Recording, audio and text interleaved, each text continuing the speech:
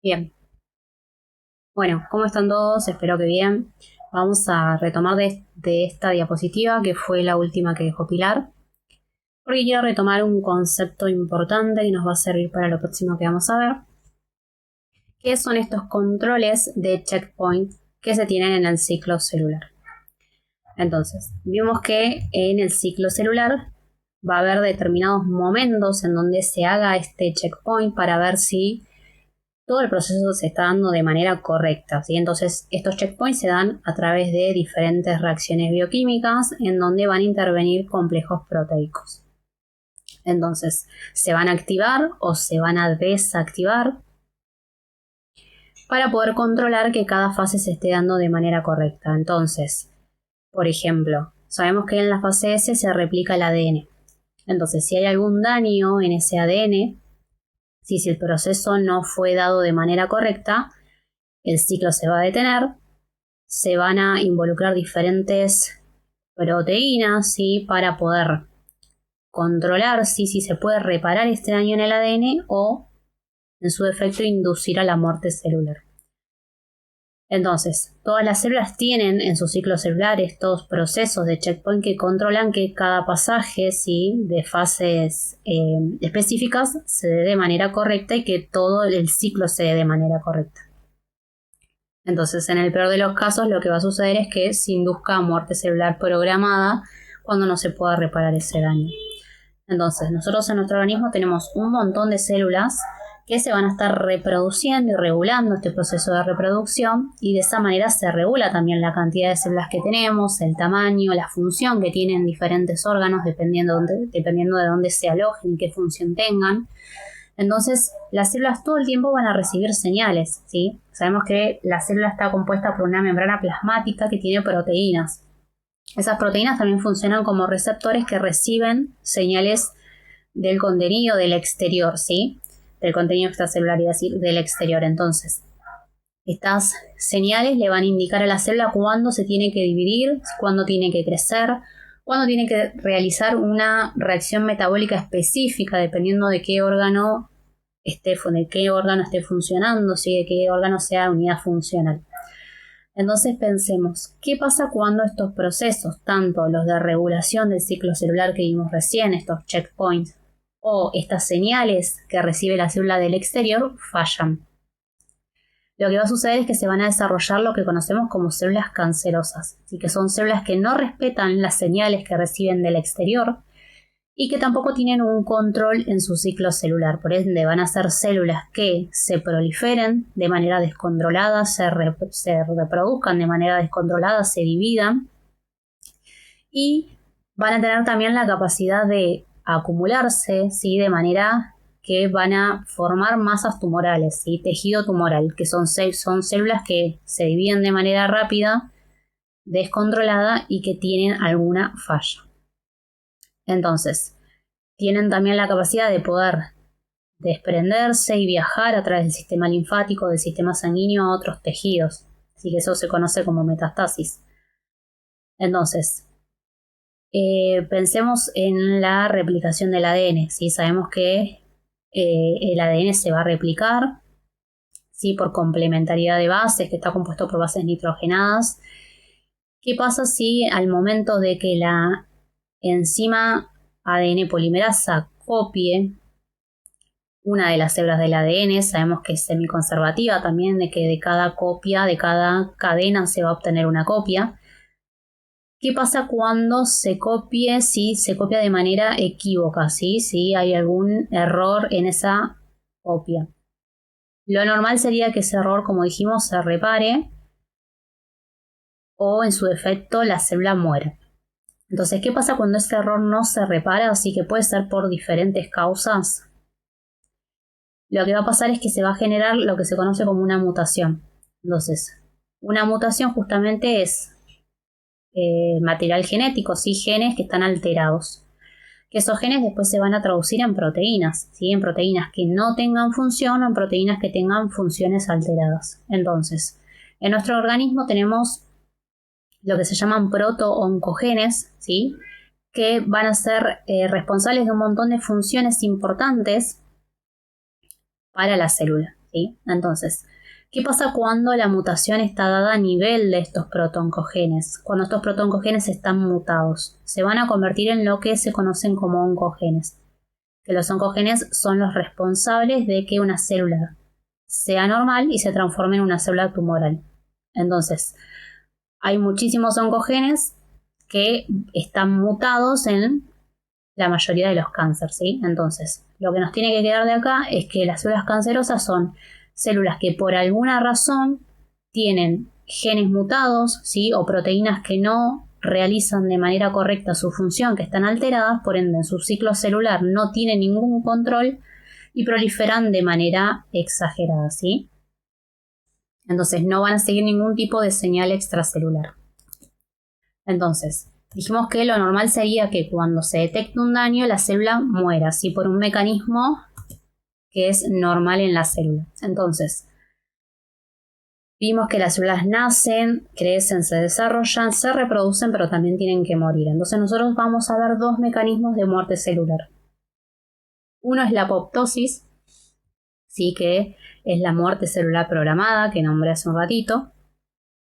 Y otro es la necrosis, que se define como muerte celular incontrolada. La diferencia entre estos dos mecanismos, la diferencia principal, está dada en la manera en la que va a responder la membrana plasmática, ¿sí? Bien, entonces, la apoptosis es un proceso natural por el que pasan todas las células, ¿sí? Las células, como dijimos, nacen, se reproducen, llega un momento en el que tienen que morir para dar lugar a nuevas células. Las células se regeneran por una cierta cantidad de tiempo. Entonces, si no sucediera este proceso, nosotros tendríamos acumulación de muchísimas células en nuestro organismo que no son funcionales o necesarias, ¿sí? Entonces, es un proceso que va a tener participación activa de la célula, ¿sí? Porque se dan condiciones fisiológicas normales en donde la célula induce, ahora vamos a ver cómo, este proceso. Puede darse también por alteraciones patológicas o pueden producir cáncer o autoinmunidad. Entonces, dijimos que es un evento normal, ¿sí? De la célula, un evento fisiológico normal, en donde acá tenemos, por ejemplo, un esquema de una célula eucariota, que en el comienzo del proceso de apoptosis lo que va a pasar es que esta célula se va a comenzar a condensar, ¿sí? Se va a encoger, la membrana plasmática en ningún momento se destruye, se van a empezar a aparecer unas especies de burbujas en la superficie de la membrana plasmática. Sí, lo importante de esto es que entiendan que las organelas se van a conservar. También vamos a ver más adelante que la mitocondria, que es una organela de la célula, tiene un papel muy importante en este proceso. El núcleo también se va a condensar, la cromatina, y la célula se va a comenzar a fragmentar en estas porciones, ¿sí? En estas vesículas llamadas cuerpos apoptóticos. Entonces, una vez que se empieza a fragmentar en estos cuerpos apoptóticos, va a intervenir el sistema inmune, ¿sí? Un macrófago, por ejemplo, que va a ser el encargado de fagocitar, ¿sí? Y de degradar estos cuerpos apoptóticos. Acá les puse un videíto de una célula en apoptosis. Fíjense que ya todo su contenido está condensado, ¿sí? Y comienza a generar estas burbujas, ¿sí? Sin que se rompa la membrana. ¿Sí? Es un proceso que es ordenado. Como no se rompe la membrana, no genera inflamación, ¿sí? Porque no libera su contenido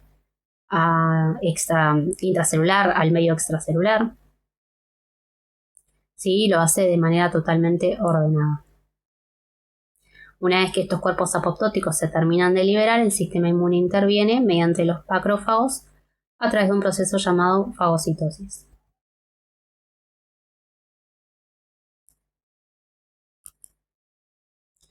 Bien, entonces, ¿cómo se puede iniciar la apoptosis? Se puede iniciar por un factor de necrosis tumoral, ¿sí? Nosotros sabemos que alrededor de la membrana plasmática tenemos proteínas, que estas proteínas van a servir como receptores, ¿sí? Estos receptores se van a unir a un ligando, ¿sí? Una señal extracelular que va a terminar con una reacción metabólica dentro de la célula. Entonces, por ejemplo, un factor de necrosis tumoral puede ser una señal, puede ser un receptor de muerte, ¿sí? Puede ser la presencia de moléculas de oxígeno intracelular que estén aumentadas, puede ser un daño en el ADN, por ejemplo, dado por radiación o por una mutación, puede ser la ausencia de señales de crecimiento, de factores de crecimiento, ¿sí? Entonces, lo que va a suceder es que una vez que se reciba esta señal, la célula va a activar unas proteínas, enzimas llamadas caspasas, que estas caspasas tienen la capacidad de clivar, ¿sí? Es decir, romper proteínas. Entonces, nosotros sabemos que dentro de la célula tenemos el citoesqueleto, ¿sí? Que le va a dar estructura a la célula, además de un montón de funciones más, interviene en la mitosis, en el ciclo celular. Entonces, este citoesqueleto está formado por proteínas. Las caspasas lo que van a hacer es degradar estas proteínas, romperlas, por ende el citoesqueleto se va a desorganizar y se va a romper.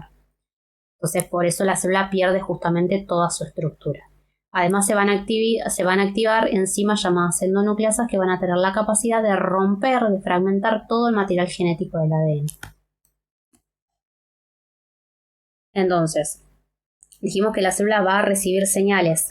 Pueden ser señales de vía intrínseca en donde va a involucrarse la mitocondria o pueden ser señales de vía extrínseca, ¿sí?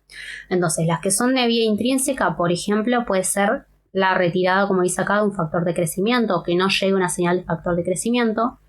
Eso va a hacer que la mitocondria comience a liberar moléculas que se llaman proapoptóticas, como el citocromo C. Estas moléculas lo que van a hacer es activar estas caspasas iniciadoras y estas caspasas iniciadoras van a activar las caspasas ejecutoras. Entonces, estas proteínas lo que van a hacer, dijimos, es clivar, ¿sí? Romper el citoesqueleto, también que está compuesto por proteínas, y activar las endonucleasas. Así que las endonucleasas van a comenzar a romper, a fragmentar el ADN. Ahora, la vía extrínseca puede ser una señal, ¿sí? que tenga la célula a través de un ligando, ¿sí? que va a interaccionar con uno de los receptores de membrana, que puede ser una muerte, no sé, una señal de muerte, ¿sí? Entonces, lo que va a hacer es que cuando se una el receptor al ligando van a activar proteínas adaptadoras que van a dar también una reacción de inicio a las caspasas iniciadoras y estas caspasas iniciadoras van a activar las caspasas ejecutoras, ¿sí? Activando las endonucleasas y rompiendo el citoesqueleto. Fíjense que tanto vía intrínseca como vía extrínseca derivan ambas en la activación de las caspasas, ¿sí?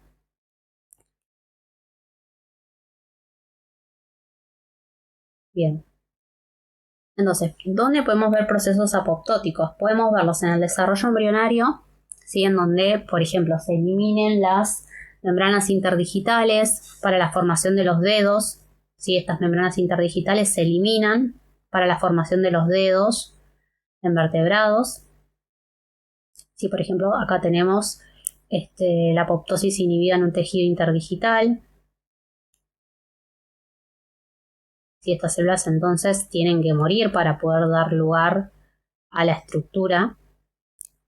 Puede ser también la eliminación completa de una estructura que puede ser requerida en un estadio y ya en un estadio adulto ya no se requiera, ¿sí? Entonces por apoptosis mueren estas células que forman parte de la estructura para dar lugar a otras células, ¿sí? Que van a formar parte de la fisionomía ya de adulto. Otro ejemplo es la senescencia de las hojas. ¿Sí? Luego que se fertilizan los óvulos, por ejemplo, de los pétalos que se marchitan y se caen en las flores, en el caso de las flores. Y bueno, ¿qué implicancias clínicas tienen? Bueno, recambio celular, como ya vimos, las células nacen, las células viejas mueren, ¿sí? Si no tendríamos acumulación de muchas células en nuestro organismo. También puede ser por defensa frente a patógenos, pueden ser células que sean infectadas por algún tipo de virus, que el sistema inmune la única solución que tenga es inducirle a la célula apoptosis. Y bueno, y acá hay un ejemplo de las enfermedades autoinmunes, por ejemplo las neurodegenerativas como el Alzheimer, en donde lo que pasa es que hay una falla por exceso de apoptosis, ¿sí? Entonces hay en vez de tener un proceso normal de apoptosis por una causa específica, acá hay exceso, entonces las células mueren todo el tiempo.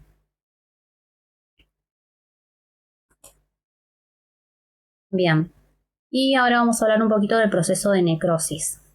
La diferencia, como dijimos al principio, se basa en cómo se comporta la membrana plasmática en este proceso.